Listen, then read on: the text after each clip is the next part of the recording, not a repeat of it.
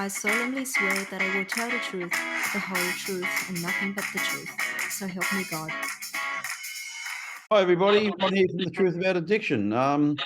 Welcome to another show. I'm very excited about this show. I've got a very special guest on, a chap that I've been wanting to speak to for a long time. I've never met Joe before, but I know a lot about him, probably more than I should. I'm a bit like a stalker. But no, Joe is a good human being, proud Aboriginal man, proud human being. And from everyone that I know that knows him, always just talks very highly of him about integrity. And that's something that I like. I'm a big person about integrity. You know, you can talk all you like to me, and that doesn't really impress me. What you do is what I'm impressed with. It's your walking, not your talking, you know. So welcome, Joe. Thanks for coming on to The Truth About Addiction, mate. Thanks, Ron. But it's always good to have conversations with like-minded people, and I think people, particularly in the recovery space, you know, like for those who have been lucky enough to be blessed with the gift of recovery, and that's what it is, you know, it's a gift from the life that we used to live. Yeah. For those that have been blessed with the gift of recovery, mate, just want to share it to the world. Just because we know how much it benefits not just us as individuals, you know, it benefits everyone around us as well, and how we act and how we behave. You know, the way that we behave sometimes is more detrimental to other people than it is to ourselves. Yeah, 100%, mate. You know, like as they say, you know, in the keep what you got by giving it away. I'm a big believer in that. I really do. I believe, you know, the ripple effect. You said it. When I was using, everyone got affected. When I got clean, everyone got affected. Yeah, mate. It's I know which one I'd rather live anyway, and yeah. I know which one the people around me would rather me live as well. You know, I'm lucky now that you know I got a bit of time up, and I'm lucky now that, you know, I've been with my missus now for 10 years, and she's never known that person. Yeah. She never knew that former person, you know, and mate, I'm lucky and I'm thankful for that. You know, to the point of, you know, it's also about making amends, right? In who we were and how we were, you know, in the previous life. You know, there's a hell of a lot of people I had to make amends to, and there's a hell of a lot of people that I probably still have to make amends to. It's a life of as you said, you know, you got to give it away to keep it, you know, and the more we do it for others, the more it comes back to us. So, mate, my journey around, I guess, around substance, you know, like a lot of people, I guess, know me online and the work that I do around the mental health space, and I think the two go hand in hand without a doubt. But I think for me, in the early days, most definitely I used alcohol and drugs to just silence what was going on inside my head. And I got to correct myself there, because we always say alcohol and drugs without saying that alcohol is a drug. You know, like I think we say it, and I think it's normalized in the Australian culture because of how normalized it is, and you know, it's legal. And the biggest, you know, I wrote an article probably 18 months ago, and it's like the measured on I guess the impact it has on people, the most damaging drug in Australia is alcohol.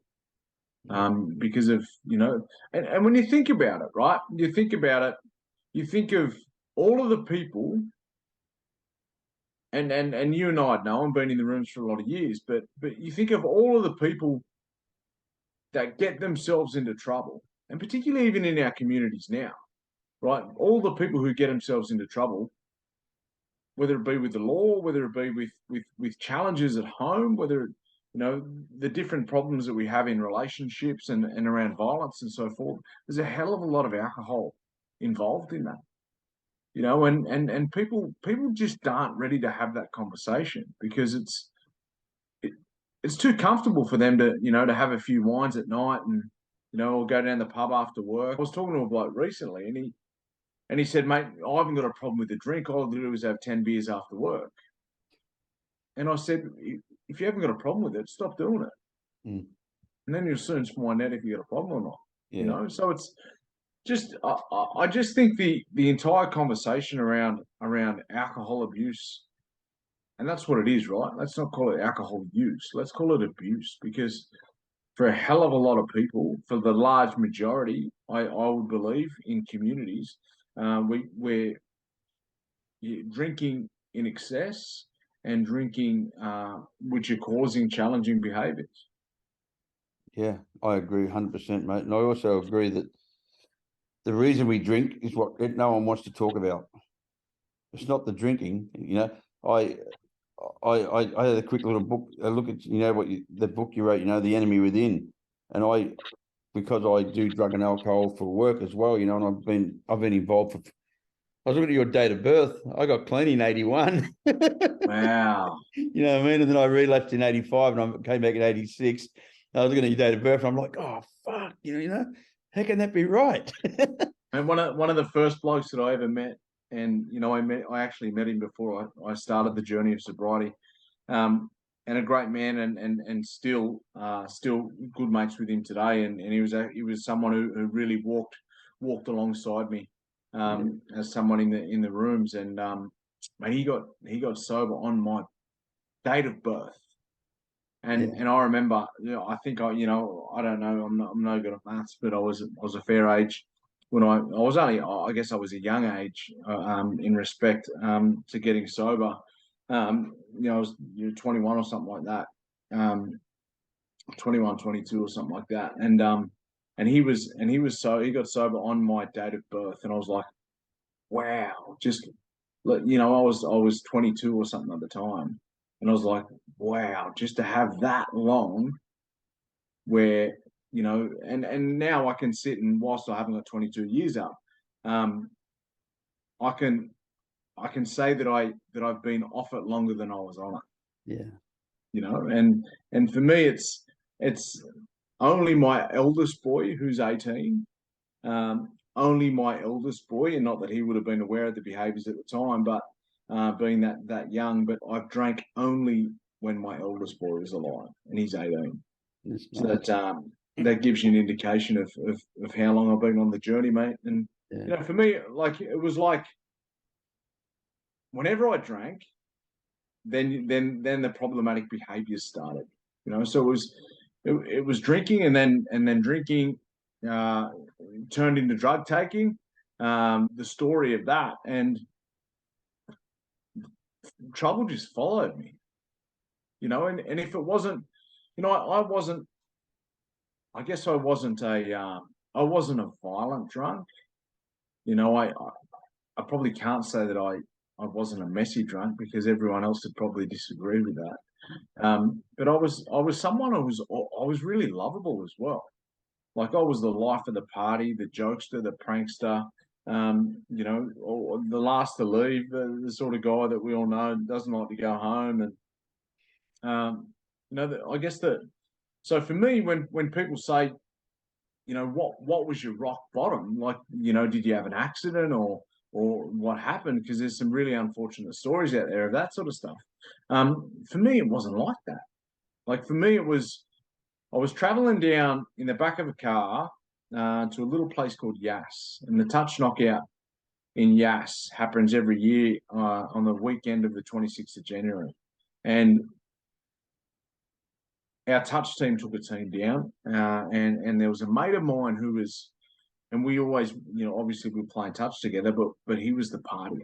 He was the noted partier that everyone knew about, and everyone knew that he was wild when he was, you know, he wouldn't just go out for a few beers, he'd go out for a few days. And I hadn't seen him around much. And I said, where have you been, mate? What's going on? And he goes, I've just been quiet, mate. I just changed a few different things in my life. And I said, what do you mean you changed a few different things in your life? I haven't seen you anywhere. He goes, I just don't go out anymore. I don't drink anymore, Joe. And to me, that was a really foreign conversation, right? Because I'd never seen that before. I'd never seen it. And I'm not saying that you know, alcoholism was rampant, absolutely rampant in my family or anything like that. I'm not saying that. There was drinking and so forth. But what I'm saying is, I'd never seen someone who was actively sober and stayed sober. I just never seen that. But it intrigued me, and it intrigued me, and in that moment, I remember it so distinctly. In that moment, that little voice inside my head said, "You'd like that, wouldn't you, Joe?" Mhm. Because I knew how challenging that alcohol and the behaviours that come with it were. You know, it was impacting my family. It was impacting my relationships broadly. I was playing in the NRL at the time, so it was impacting my footy without a doubt. You know, you go out on a Saturday night and don't come home to Monday. Of course, it's going to impact you for the next week or so. Yeah. Right, and then you're trying to hold down a footy spot as it was. It was just problematic for me. And the second conversation with that guy that has stuck with me, and I tell everyone when I'm talking about this, he talked to me about just not having a drink today. And I was like, what do you mean by that? What does that mean? And we're sitting and we roomed together. Like it's one of those things that was like fate, you know. Yeah. And we were having the conversations, and I said to him, "That's it. When I go back to Sydney, I'm not drinking anymore." And one of the most confronting questions I've ever been asked in my life, he said, "Why don't you stop now?" And I just went, you know, it hit me with a ton of bricks right between the eyes. And when he asked me, "Why don't you stop now?" I couldn't do it. And I said, no, I'll give it one more crack. You know, I wanted to give it, like, it was a big weekend, like this One weekend for the road. I was, you know, a 14, 15, 16-year-old kid, you know, now, you know, I'm, you know, and again, the ego and the pats on the back of that, because I was playing footy at the time. And I was like, nah, I've got to give it one more red hot crack before I go, you know, before I go on to what I thought was the dark side. But Yeah. living a clean and healthy life now, mate. That boring, shitty, sober lifestyle. Oh, mate, like that narrative, right? You go, oh, how boring that must be, mate. I tell anyone who wants to listen, like, I'd much prefer my life now as that inverted commas boring, you know, shitty, rubbish lifestyle than a lifestyle of waking up with not a dime in your pocket, not knowing what you did the night before, waking up in places where you don't even know where you are. Yeah. You know, and it's not even physically waking up. It's physically coming to because of the blackouts. You go, you know, like I'll wake up like when I was in Sydney, wake up in complete different suburbs, back at house parties, and just looking around, not knowing a single soul. Yeah. And I'm going to myself, where am I? Like, where am I? And who are these people? Like I'd have no idea who they are. And it, like I just got sick of it. I just got sick of it. And the old saying, mate, it's so true, and it rings true so much, is, you know, you're sick and tired of being sick and tired. Yeah. And that was me. And I walked into the rooms of Alcoholics Anonymous on that Monday. Okay. What year was that, Joe? Well, what's 17 years ago? No, actually, so that was a January. That was the end of January, and then I went 10 or 11 months, 10 months till the end of the season. End of the season, I did a promo junior presentation day sort of thing back out in the country, and I hadn't had a drink for about 10 months, I think it was. I'd had a drink for about 10 months, and I was back there, and mate, I thought to myself, and the narrative you tell yourself, I'll just have a couple, it'll be all right. You know, and I woke up at 8 o'clock the next morning or something like that, or come to the 8 o'clock the next morning or something like that, because I was going all night in this little country. It was a little country nightclub, and I was staying with some people who got me out there, and just the demons you go through that next morning, you know, going, what did I do? Like that whole 10 months of, you know, being on a good path, and, you know, footy was starting to get back on track, and, you know, stuff like that. And, you know, it's so, and then I gave it a crack for a couple of weeks. I went out there and I was back on it for a couple of weeks, and then I just went, I can't live like this. My life was even though it was 10 months of a better life. I saw my life improve dramatically, and then I said, I can't do it anymore, and I've been sober ever since, and that was, what are we? We're in 23, so it was 2006 or something like that. Yeah, wow, cool. Yeah, something. Mate, I'm not good at maths, mate. That's right, mate. You don't have to be. Yeah, if you're good for one day, brother. Oh yeah, exactly. I say to people when I say I'm no good at maths, I learned how to count to 6 by playing footy, by counting the bloody counting the tackles, and then I had to learn how to count to 12 because I boxed 12-round fights. So, so mate, even from a young age you were drinking that, but you still achieved a hell of a lot. You achieved a hell of a lot in the sporting world. To play first grade football, people don't understand the amount of commitment and fucking dedication. And then to fight, because I'm an old fighter. Yeah. We know how much sacrifice. And the thing that killed me in the fight game was the drink. Yeah, so I was sober a few years by that point. Yeah, cool. So here's the thing: is that when I stopped drinking, I realized that I had nothing in common with the guys that I've worked with every day. Yeah. Right. And, whilst we were going out and, like you'd go out and you wouldn't drink, or you'd have functions and you wouldn't drink and stuff like that. I was always a bit of a different cat as it was. Like I wasn't your typical, I don't know, like I'm just different to a lot of guys. I'm a bit of a weird dude when it comes to different things, but I realized that I just didn't have anything in common with my teammates. And by that point, I was just, as I said, like by the end of it, that was 2008. At the end of the 2008 season, I walked away from playing footy, and then started working with a beautiful common friend of ours, Johnny Lewis. Yeah. I'd bumped Johnny probably 18 months before that, and I went up and sort of introduced myself. I said, "G'day, Johnny. My name's Joe." He goes, "Mate, I know exactly who you are. I know all your family. I know everyone." But, he goes, "Mate, I put your old man through the pads, but 20 years ago."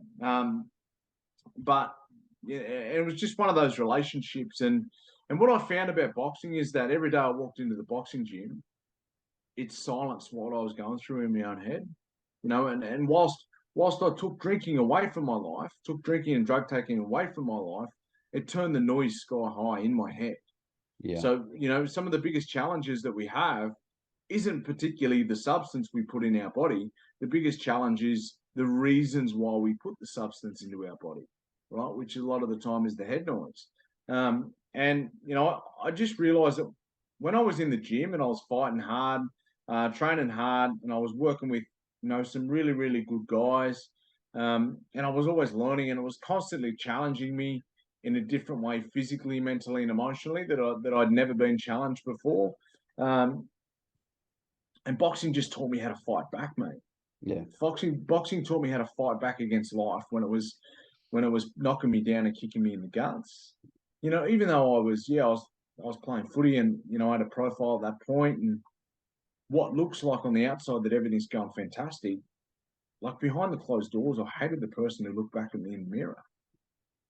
So boxing taught me how to fight during times where I couldn't throw a punch.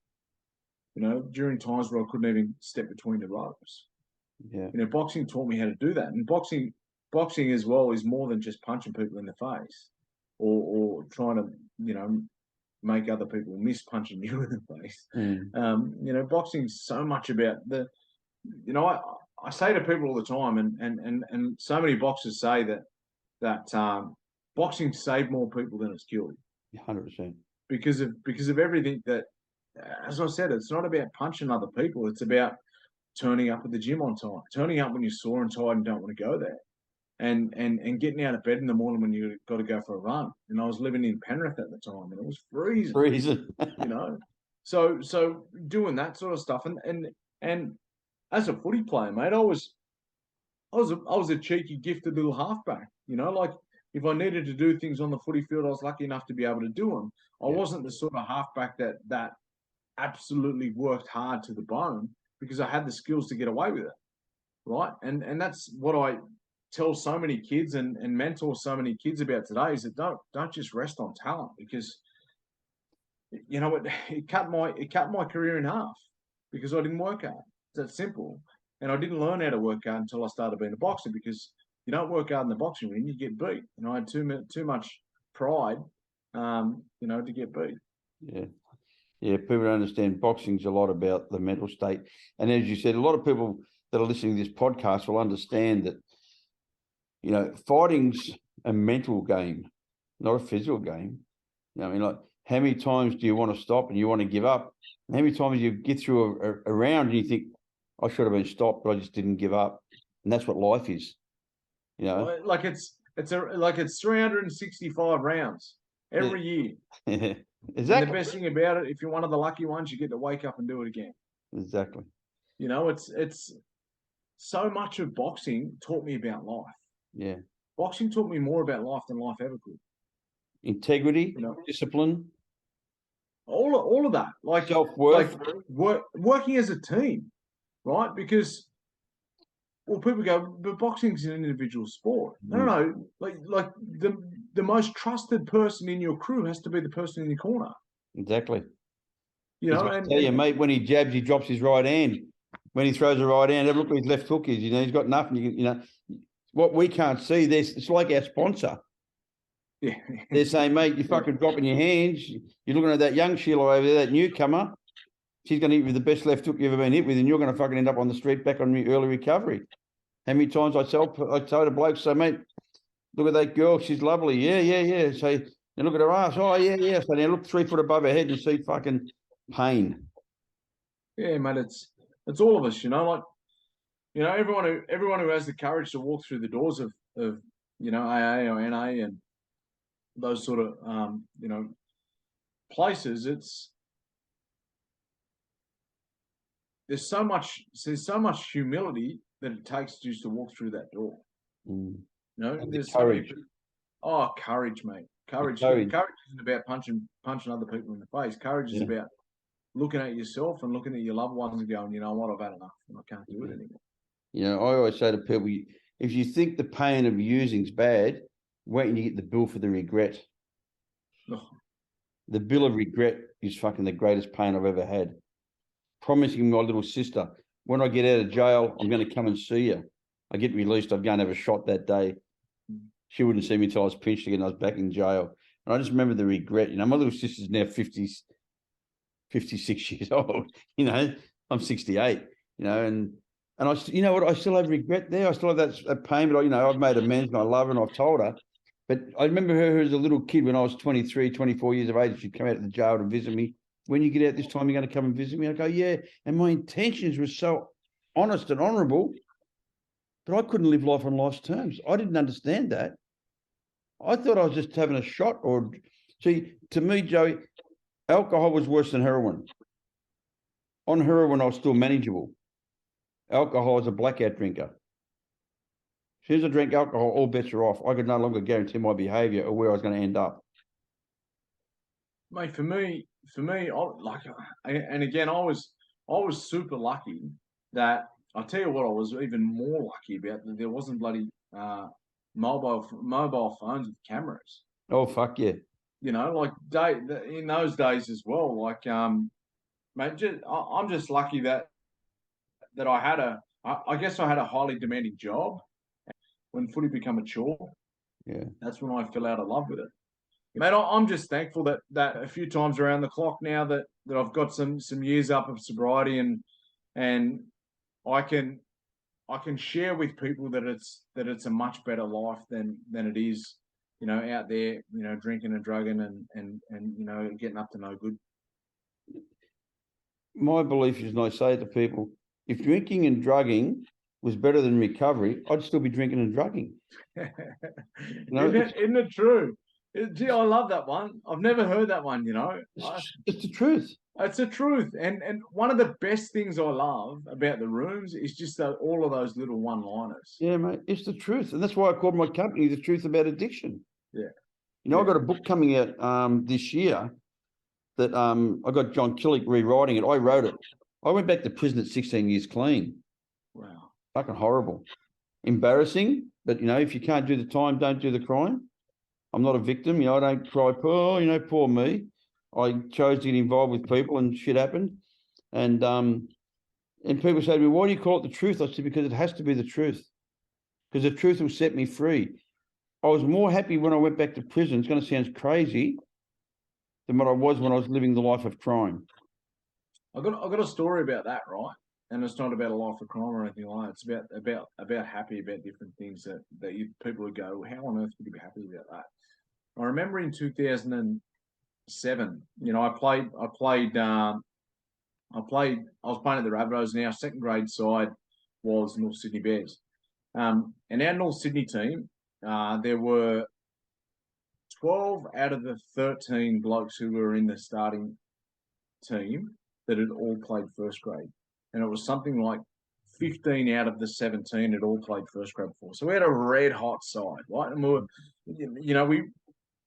we should have won. We should have won that game, and we got beat, right? And I was kicking goals that day, and I kicked 1 from 7. Never have I ever done that. I had a horrible day on the boot. But I remember actually, and I was like the conversations with yourself, was around, what's Mad Monday going to look like in the celebrations and all that sort of stuff, because that was a challenging time for the year for me, with that sort of stuff, right? And I remember I kicked a field goal to put us up. Right? I kicked a field goal to put us up with a couple of minutes to go. So, and I'd done that previously when I was playing at the Roosters in the under-20s. So it was the second time I'd been fortunate enough to do that. And I was like, it's happened again. I've just kicked the winning field goal. Look what it's going to be like after the game. All of this sort of stuff, mate. We dropped the ball or something like that. Parramatta go down the other end of the field, and then they dived over next to the post as a siren went, right? Game over. And back to your comment before, I literally said to myself, I'm so thankful that we got beat. And never ever do I ever play to lose, ever. Yeah. And that was a grand final, and I was over the moon that I kicked the field goal to put us up, and we're in a really good position to win the game. Even though we played horrible, we should have won that game easy. We played absolutely horrible that day. It was one of the worst games we played all year. Not taking anything away from Parramatta. They did what they had to do to win the game, but we were horrible that day. And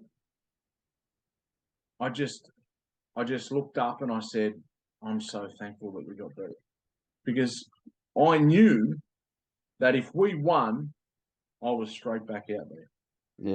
Yeah. Straight back out there to drinking and partying and stuff like that, Yeah. And then I said to myself, losers don't celebrate. I mean losing the game, not losers. Yeah, 100%. And I said to myself, losers don't celebrate. Right? And I didn't even get, I went back to the club that night, and there was a few soft drinks and stuff like that. And then as soon as the boys started to get rowdy, I had mum and dad and stuff there. So we went home. And then I didn't even go to the Mad Monday the next day. It was actually, it was funny, I'm talking about that exact Mad Monday. That next day was one of the hair, and again, so I was flipping coins whether I would drink or not. Right, so you can imagine what the head was like at that point, as it is. So the next day, literally, had to deadlock myself in the house when my missus left. My then partner at the time, when she left the house, I had to deadlock myself into the joint. And then when she got home, I'd settled down and I was all right. I went and got the Serenity prayer tattooed on my ribs. Okay, yeah, grouse. Because those who who know the runes of Alcoholics Anonymous, and the Serenity Prayer is synonymous with that. So, it's mate, the good old days, huh? Mate, I love it. I love it. I have this symbol tattooed on the back of my neck, the NAAA symbol tattooed on the back of my neck, and I used to have it. I put it on my front of one of my properties. I had it on the front on the big steel gate that opened. And people say, "Why did you put that on the gate?" I said, "Because every time I drive into my house, I look at what give me this, Yeah. and every time I drive out, I look at what keeps this." Yeah. I never want to forget where I came from, mate. I say to people always, remember the last week of you using. Remember the last week. If you can remember the last week, honestly, you will never use again. Mate, for me, I can't remember it. Yeah. That's probably a good thing. That's The probably thing a I good love thing. about what you've done is you've recognised that it's got nothing to do with the drug or the alcohol. It's got to do with our thinking. Yeah. We have a thinking problem, not a drinking problem, and that the healing has to start to be by reprogramming our thinking, our patterns, the stuff that we've been brought up with. That you're not good enough, or you're a fraud. You're better off knocking yourself. I say to people, would you let someone talk to you like that? And they go, no. I say, well, why do you let yourself talk to yourself like that? Would you let a liar and a thief and a cheat live in your house? No. Well, why do you let one live in your head? Because that's my greatest battle. Even now, I'm 37 years clean in about 6 weeks. I'm 37 years clean. That's a miracle. I've been in the rooms now for 42 years. I relapsed in 85, and it was the worst 5 months, mate. Oh, it was horrible. With a head full of information and a gut full of gear. Oh, it's horrible. You know it. You know that. I know it way too well. Using against your own will. That's the first time I realised. They talk about, you're using against your will. And I was thinking, what are you talking about? That last relapse, every night I went to bed, I'm not doing that tomorrow. I woke up and I did exactly the same thing, man. That's painful. That's that pain of regret. That's that price of regret. The challenge, what the community perceives as well, is that they just don't understand. Like the stigma associated with addiction is up there with as worst as it gets, right? Because we think that someone who's who's an addict is someone who's choosing to do it. Yes. Someone who's an addict is a bum, or someone who's an addict is homeless, and they're homeless because they're an addict and all that sort of stuff. But they don't understand. What people don't understand is just the horrific pain you're going through in your head. And there's a great addictions. The guy who speaks about addiction, like Gabor Mate, Yeah. and he talks around how addicts don't get addicted to the substance; they get addicted to the relief that the substance gives them. Exactly. Right. So if we understand that people who are challenged by addiction are just people who are struggling, who are in pain, trying to silence that pain, then the narrative changes. We're trying to stop the noise, the chatter. We're trying to stop the fucking chatter. I say it all in my program. It's really funny. People say to me, because I'm as rough as guts. You can imagine what I'd be like as a counsellor. I'm like, mate, if they start the winter, say, mate, fucking, you think that's hard? Trying to have a crap when you're on methadone. Shut up. That's not hard. Just don't pick up and get on with you. You think you're doing too many meetings? Do one a day. Yeah, exactly. I'm old school. I'm real old school that way. And all they talk about, trauma is, one of the catalysts for addiction.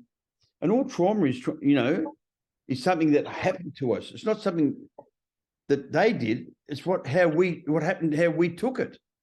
It's irrelevant whether people think it's trauma. We thought it was trauma. And so if I say to everybody, I respect what you're telling me, and I'm going to listen to what you're telling me, and I'm going to help you deal with what's real. But I'm also going to tell you the truth about what's not real. And what's not real is that you're not useless, worthless, and hopeless. You're not a scum piece of junk that your family are better off without it. Because that's what my head used to tell me. I've got 40-year-old twin daughters who I met their mum in rehab. And my kids would never, like you said, I felt so good. My kids had never seen me drink or use. Even though I relapsed, I was only 3 years of age when I relapsed. And they're 40 now. And, I have a wife that I've been with for 10 years. She doesn't know me. Because when I wrote my book and I gave it to her to read, she started reading. She said, "Who's this bloke?" She stopped reading it. She goes, "I can't read this. This is bullshit. This is a horror story of someone else." because that's not who I am today. And it's all because of the work we do. The work we do on ourselves is what creates the beauty that we can work on other people, because it is attraction. Yeah, I'll talk a little bit about something you just said a minute ago when you talk about, you know, trauma's it's what happens to us. And again, somebody who I respect largely in the field is Gabor Mate. And he talks about how trauma is not what happened to you. Trauma is a result of what happens to you. Exactly. Right. Trauma is what happens inside you as a result of what happens to you. So your body, after different experiences that you have and that you've been exposed to, forms coping strategies. And those coping strategies over time, you know, we even at a young age, whether it's not something physical that happens to you, it might be, you know, around neglect and those sort of things. We find means to dissociate from that uncomfortable feeling. Yep. Right. And then we're constantly doing that, even as babies and then as toddlers. And we might be, you know, just wandering around or staring into the air and not knowing what it is. But it's the process of dissociating from those challenging times to then we turn 13, 14, 15-year-old. And what's the first thing we do and pick up when it comes times to dissociate and get ourselves away from that pain? The first thing we do is pick up alcohol or drugs. Yep. You know? And then we think we found a friend. Yeah, exactly. You know, and it's that comfort that we've always looked for and longed for. That's where the challenge lies. So at the end of the day, like it's not the substance that we're going to look at first. Yep. Right? You know, you might take the substance out of your life to try and clear your mind and you know, different behaviors that you have there. But as I mentioned earlier, I gave away the substance and the noise got turned sky high. Yep. I was like, holy shit, I've got to deal with this now. Yeah. You know, and I can't deal with it by jamming as much alcohol or drugs down my neck. Yeah. Right? I've got to start to work through what it is. The old saying, you know, they say it stopped working. And then as soon as the alcohol stopped working, we had to find something else to replace the madness that goes on our head, you know. You talk. That's what I was just talking about, right? That's what I was just talking about. Was that, you know, when you're dissociating from those uncomfortable processes as a kid, as a young person, right? You're not going and having a beer. Yeah. Or you're not going and having a shot or a line. That's not what you're doing as a 2, 3, 4-year-old kid. You're finding ways to dissociate from the uncomfortable feeling, and when that doesn't work, you find something else. And then you know, when that doesn't work again, that's when you find something else, right? And then that's when you find alcohol. And when alcohol doesn't work anymore, you go and find something else. And then when drugs don't find anymore, you go and find another drug. And then, you know, to get you even more out of it. So it all comes back to that cycle of just trying to run away from the pain. Yeah. And the only way you can deal with the pain is by confronting it. It's like anything. Standing there front on with it, mate. It's the only way you can. And even now, like I'm, like, and you know as well, having many more years than me, you know, 17 years for me, it's still painful sitting in that stuff. Yeah. Right. So these people that go on, you know, a weekend hike that's a healing retreat, I just call bullshit on it every single time, because you might go away and do a bit of meditation and a bit of mindfulness and, you know, scream into the air and all that sort of stuff, but you're not healed. You know, like healing is a journey. It's a lifelong journey. And once you get to one, like it's the opposite with healing, right? So we're you know, we're using alcohol, and then we need something a little bit harder, a little bit stiffer to get, you know, to silence the pain. Healing's the same, is that we do a bit of work and then we get comfortable and something jumps up at us again. We get to that place of comfort and then we realize it's just levels. Yep. Then we realize that, you know, there's a little bit more that we've got to do as well. At 26 years clean, I got out of jail, and the parole board said to me, we're gonna put you under this really heavy supervision. This is how this higher power works. You know, and I don't know who the hell my higher power is. I just know that something out there loves me, understands me, forgives me. They said, here's our head psychiatrist. And I can say his name now because he's dead. His name was Patrick Shannon. She said, and the woman, the parole officer, was really nasty. She goes, he won't put up with your bullshit. He'll fucking put you in your place. And it was really funny. When she said his name, my jaw dropped. I 12-stepped him. I used to sponsor him.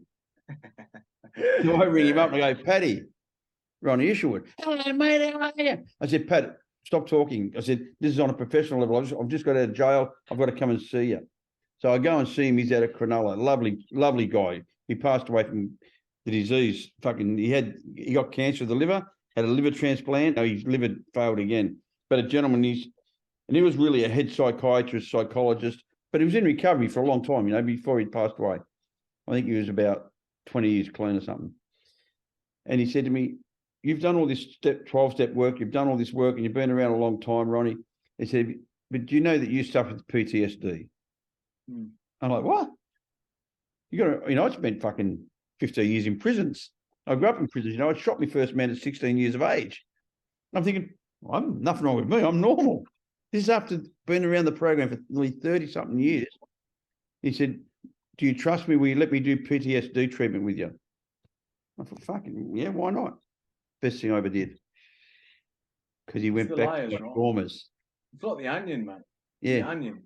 You peel the onion layer off, there's another bit there. You gotta go a little bit deeper. Blew me away, but Joey, because me and my arrogance, thinking, I'm a tough guy, I'm cool, everything's done. And mate, I was crying, and he did the PTSD treatment with me, and it was like doing a fourth step. It's actually doing a fourth step under supervision of like a sort of semi-hypnosis. But mate, what an incredible heal. And that's 10 years ago I did that. I don't have that same suffering that I had with that same issues, because mine was a lot of stuff to do with my father. A lot of hatred, a lot of deep-seated hatred, because my father was a violent man and beat my mother, all that stuff that back in the day when I grew up, which was fucking normal. The cops would come to the house after your old man had beat your mother up and say, just keep it down, will you, mate? The neighbours are complaining. Your mum's got a broken jaw and fucking broken ribs. And the cops would just say, just keep it down a little bit, Ron, you'll be right, mate. To be your old man. Like, our society was really, and you touched on it at the very beginning. Our society is really, really ignorant and arrogant towards abuse, alcoholism, and the way of the Aussie male and the Indigenous people. I don't like to go there. Let me tell you as well. Let me. And something. And so I don't want to mention the dates or anything like that. So I don't want to date this podcast. But there's, we're only a couple of weeks in. Not even 3 weeks into the first year of the 3 weeks into the year, right? And I think we've already had at least 2 deaths of women through family violence. Exactly. Right. And then I there's just not enough noise about that. There's not, like, too many people turn a blind eye to that sort of stuff. And mate, we got to do more. And if there's definitely alcohol involved in all of that sort of stuff, but there's women still to this day, we say that, you said that the cops come around and they turn a blind eye to this sort of stuff. Mate, there's not enough people jumping up and down about that stuff still. Yeah. We got to do better as a country. Yeah, we do. And we got to do better as a country in a lot of areas, mate, And you know what? I'm old school, keep our anonymity in press and radio. And I spoke to my sponsor, who I've had for 36.5 years. I've known him for 42 years. And I said, I'm going to start a podcast. And he's old school. He said, fucking beauty. He said, our traditions were written a long time ago, mate. He said, they're outdated. He said, the more people, he said, our whole thing is to carry the message to the addict who still suffers and the alcoholic who still suffers. And the more we can reach, the better it is. For me, anonymity is about not sharing who's in the rooms. 100%. Tell other people. Don't share who's in the rooms. Don't share who's, that's their story to tell.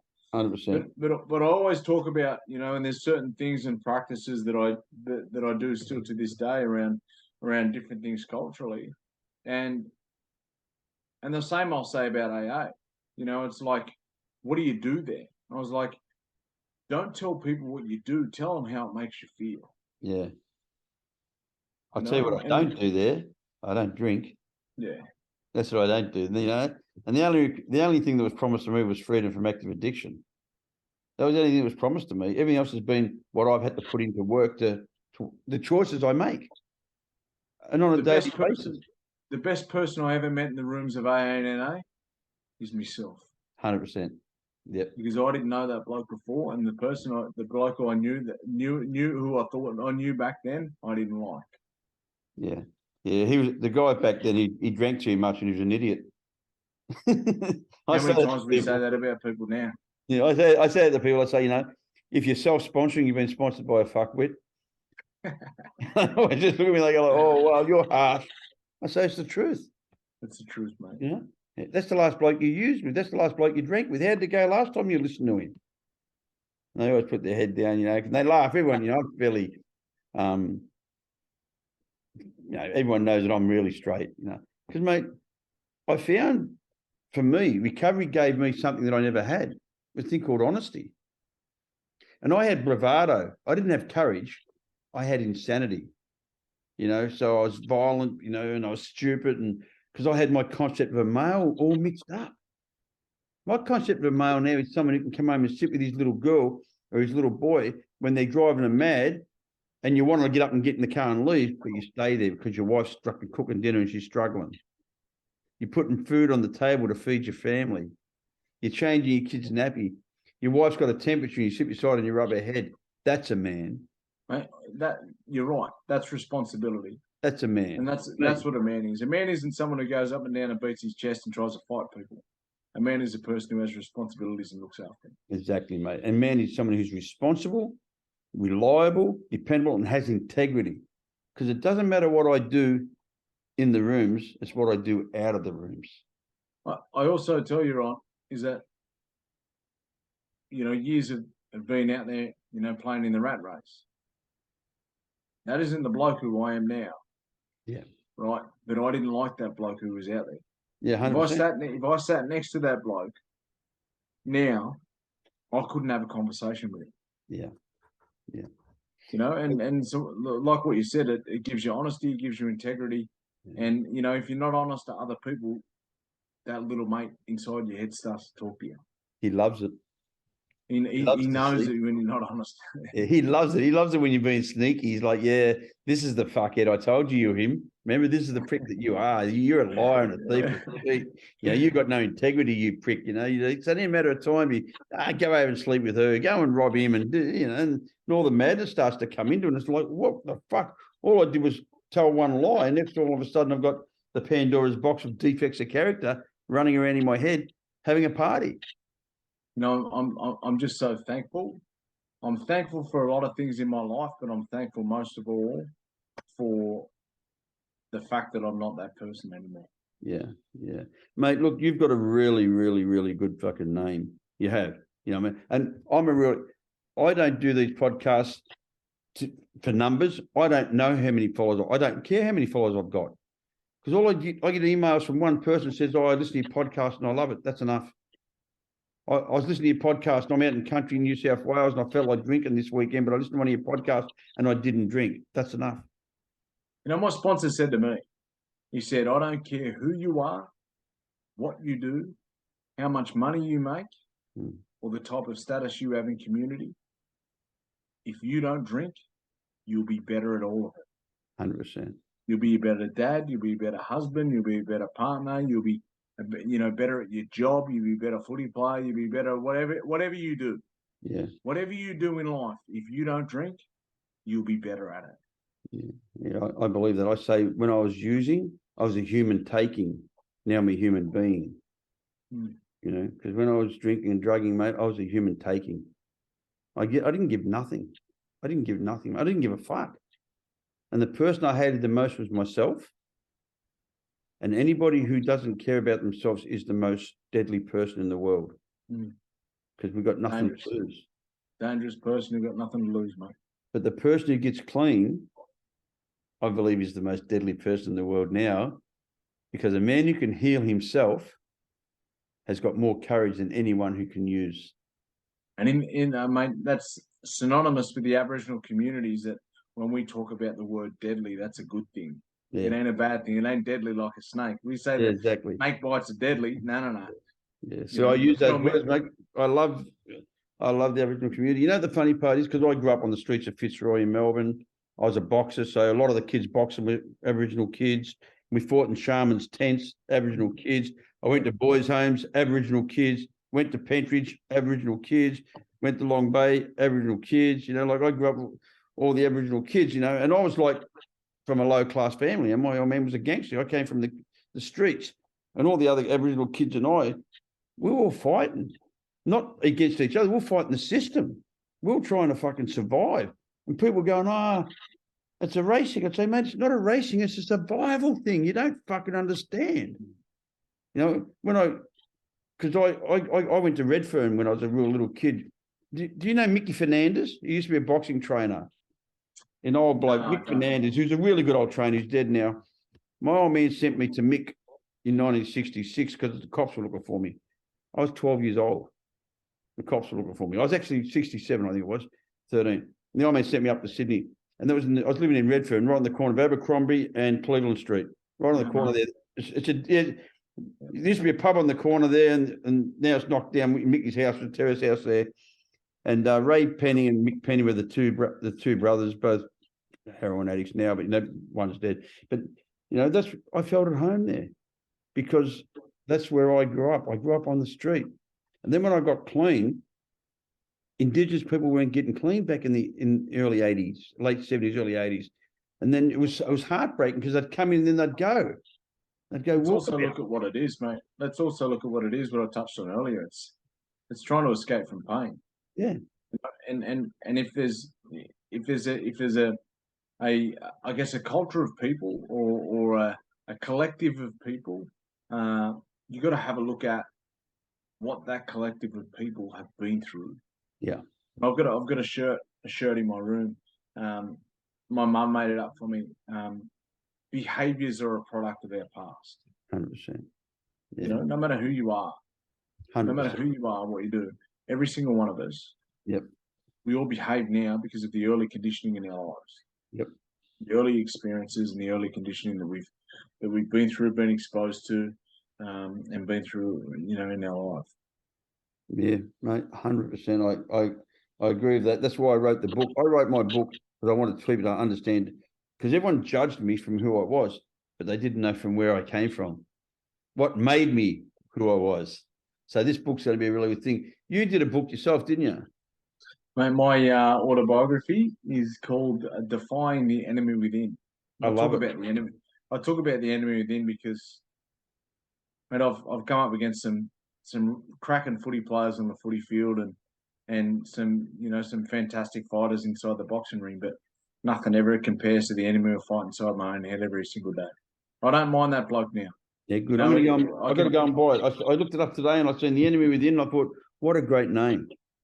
That's been my organisation since 2012. Yeah, mate.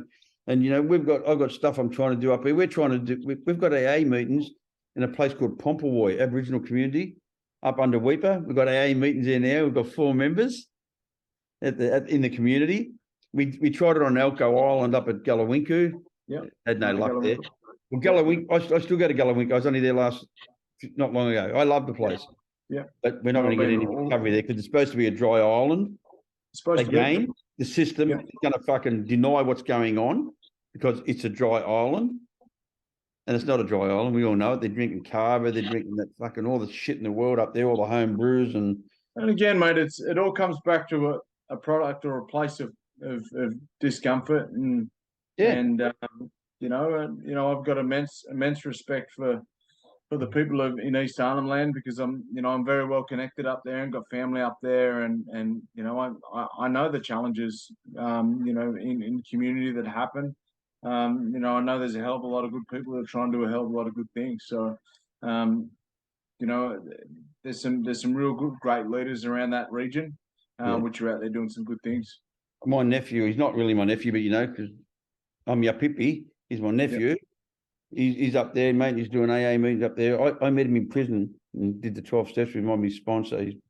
I met him when he was 17 years of age in the boys' yard. Now he's fucking 38, 37. So, you know, mate, this program is a miracle. Mate, I could talk to you all night. That's the reality. I know you got shit to do, brother. We might do another session one day because let's do a take two one day. do a take two, mate, because I'd love to talk to you more. Next time I'm down your way, mate, I will contact you. Stay in contact with me, please, because what you're doing, if I can bring you in to help me with some stuff, mate, I'm always going to call you. Mate, we've got each other's details now, so let's stay in touch, huh? Yeah, please, mate. Really, really appreciate you coming on the Truth About Addiction, mate. As I said to you, mate, this could go on forever. My missus will punch me up because she's got to edit it. I appreciate you, brother. You look after yourself, huh? Thank you very much, mate. I would have gone a lot deeper, mate, but you know what? It is what it is. Thank you very much. I solemnly swear that I will tell the truth, the whole truth, and nothing but the truth.